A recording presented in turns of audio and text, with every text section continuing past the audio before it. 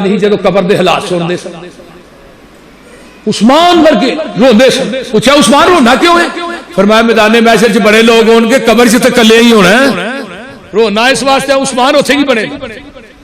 हाय हाय cover नू उडीका रोज रहिंदियां ने तेरियां, मौत घर तेरे रोज मार दिए फेरियां।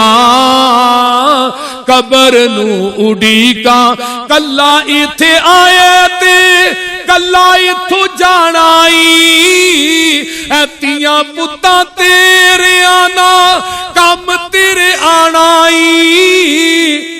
जिन्ना लई तू राती दीने करे हेरा फेरियां। वो बोलते नहीं, गल बड़ी कमाल है। अपना भरोसा नहीं तेरा कड़ी पलदा, करना है मान भला दस केड़ी गल दा। तेरियां ते सावां भी नहीं बंदिया ए तेरियां। आईने आए हो उत्ते थले बीबियां भी आई ने, दसो किदी साह अपनी है? एवं आते हो प्लाट मेरा मौलवी जी, आ परले पासे कोठी भी अपनी है, और कॉलोनी मैं बनाई है, फलाने था इन्ने मकान में। तेरा कुछ भी नहीं, तेरी ते साह भी तेरी नहीं जी तेरे विचों निकलन रही है। तेरा है की है पहलू मैनूं दस।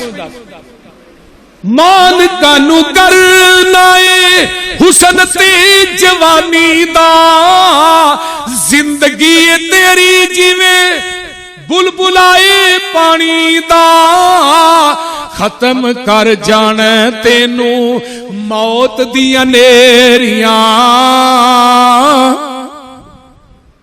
अल्लाह एवी कानू चलिया ए जहान सारा मलिया, खाली हाथ होवेगा तू जदों इथों चलिया। मज्जा गावां इथे रह जानियां लवेरियां।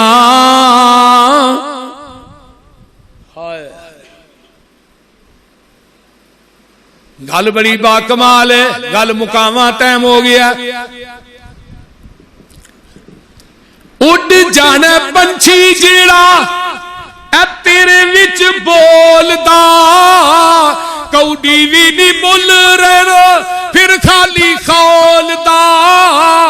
खत्म हो जानिया